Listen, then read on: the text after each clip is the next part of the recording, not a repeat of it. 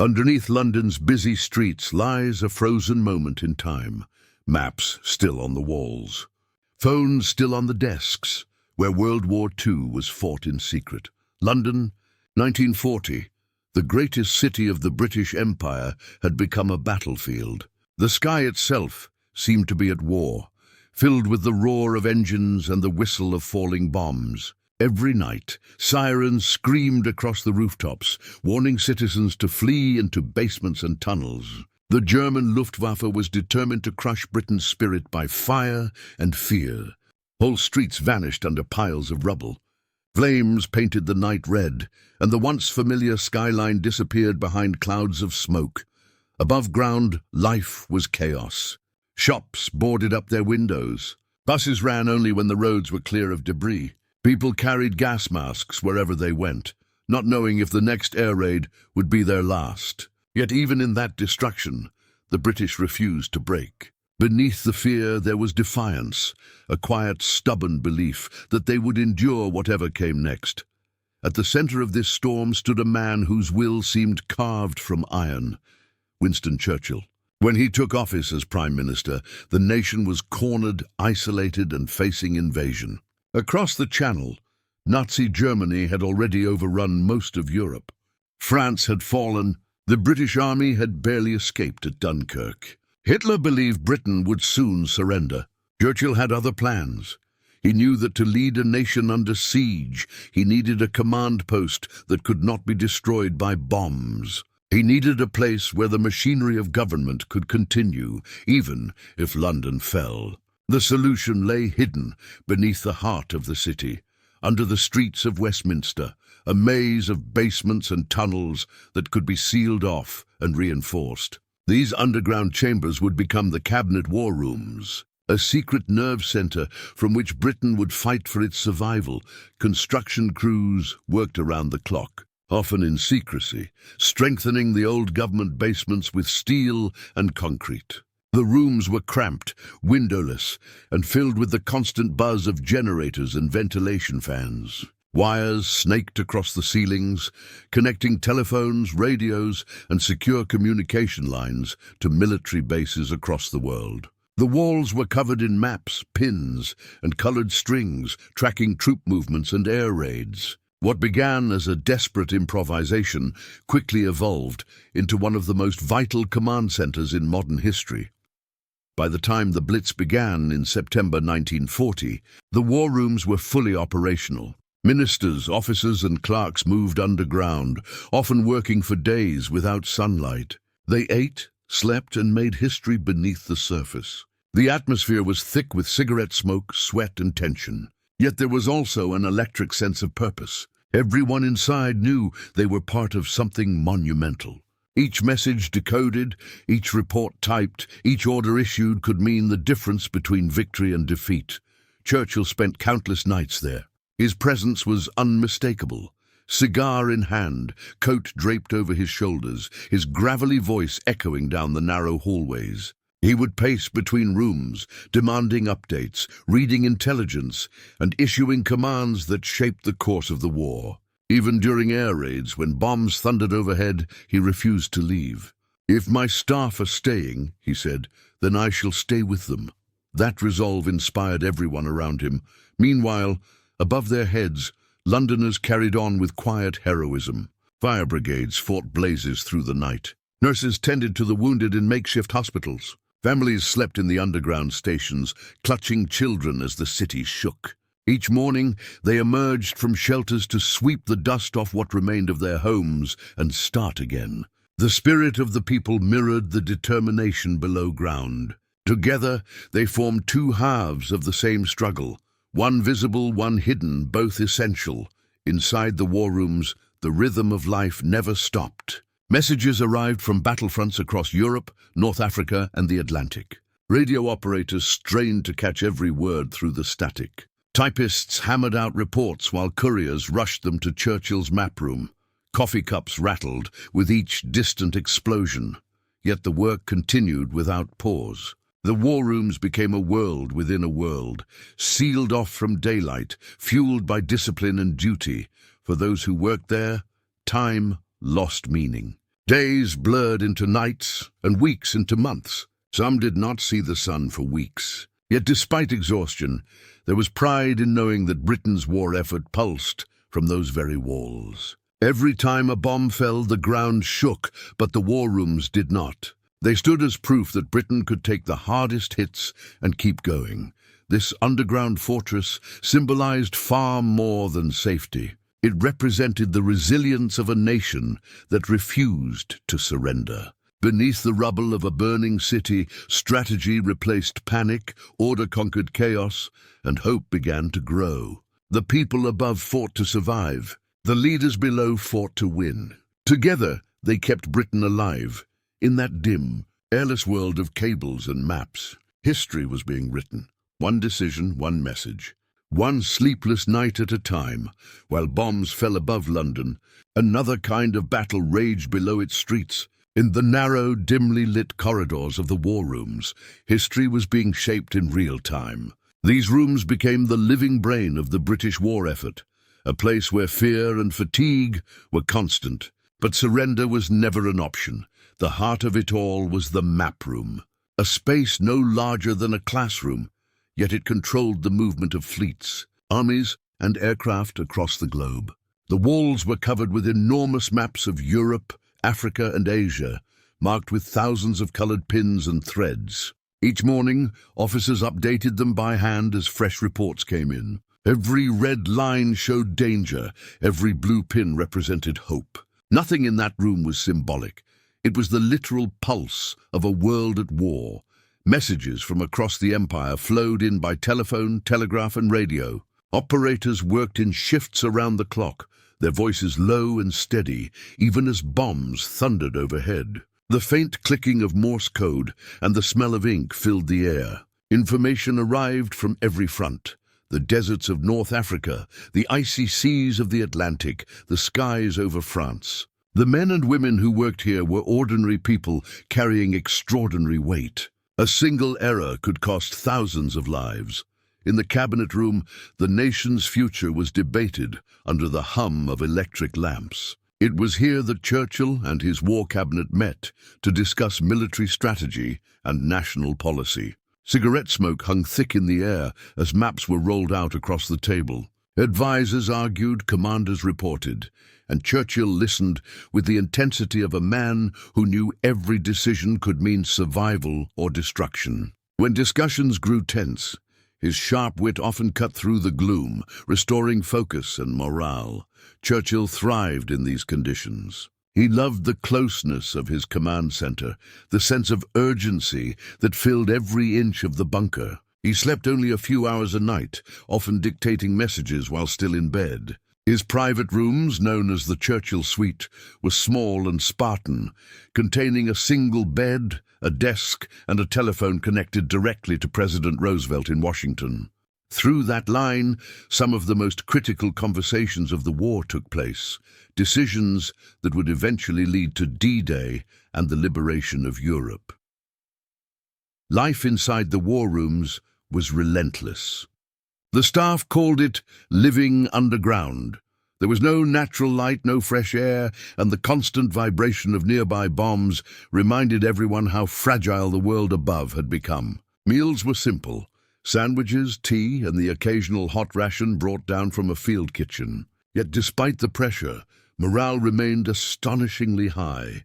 The workers shared jokes, sang quietly during breaks, and celebrated small victories as if they were grand triumphs. They knew they were part of something historic. Security was absolute. The location of the war rooms was one of Britain's most closely guarded secrets. Few outside the government even knew they existed. Visitors were screened, messages were coded, and every document was locked away at the end of each shift. Even as the city above smoldered, the world below ran with precision. The war rooms were not just a bunker. They were a machine powered by discipline and secrecy. As the war dragged on, these underground halls saw the full spectrum of human emotion. They witnessed moments of despair when Allied forces suffered defeat, and bursts of jubilation when victories came through. They heard Churchill's rage when reports were grim, and his laughter when his commanders surprised him with success. The bunker was a place of sweat, courage, and constant motion. Then came the turning point. By late 1942, the atmosphere in the war rooms began to shift. The maps that once showed Britain surrounded now revealed cracks in the enemy lines. Victories in North Africa and the Atlantic brought new energy to the underground command. Churchill's tone changed, less defensive, more determined. Plans for a full-scale invasion of Nazi-occupied Europe began to take shape right there, on those wooden tables under flickering lights. The war rooms grew louder with activity. Military planners came and went, intelligence reports stacked higher, and meetings stretched into the early hours. The walls seemed to hum with purpose. Even the typists, their fingers raw from long nights of work, felt the shift. The war that had begun as a desperate fight for survival was turning into a calculated push for victory. When the final days of the war arrived in 1945, the rooms below. By 1942, the world inside the war rooms began to feel different. The fear that had once hung thick in the air was slowly replaced by focus and quiet confidence. Britain had endured the Blitz, outlasted invasion threats, and learned to fight smarter. What began as a desperate struggle to survive was turning into a war of strategy, intelligence, and global coordination. The men and women underground could sense it. The momentum had shifted. The turning point did not arrive with fanfare. It came in whispers through radio signals, in coded telegrams, and in the patient adjustments made on the maps that lined the walls. The pins on those maps began to move, not backward, but forward. The red lines that once marked German advances now showed Allied pushes across North Africa and the Atlantic. Each morning, officers gathered in the map room and watched the world slowly tilt in Britain's favor. Churchill felt it too. He had always believed that victory was inevitable if the British spirit remained unbroken. Now that belief was taking form in hard evidence. The success of British cryptographers at Bletchley Park, the growing strength of the Royal Air Force, and the resilience of Allied supply chains began to pay off. Britain was no longer standing alone. The United States had entered the war, and together the Allies were preparing to strike back. Inside the war rooms, planning for the next phase began. Churchill and his generals spent endless nights over strategy maps, plotting how to reclaim Europe. The atmosphere was still tense, but it carried a new kind of energy, one born from hope rather than fear. The idea of a full-scale invasion of Nazi-occupied France, once a distant dream, now became a central topic of discussion. These underground chambers buzzed with conversations that would define the next stage of history.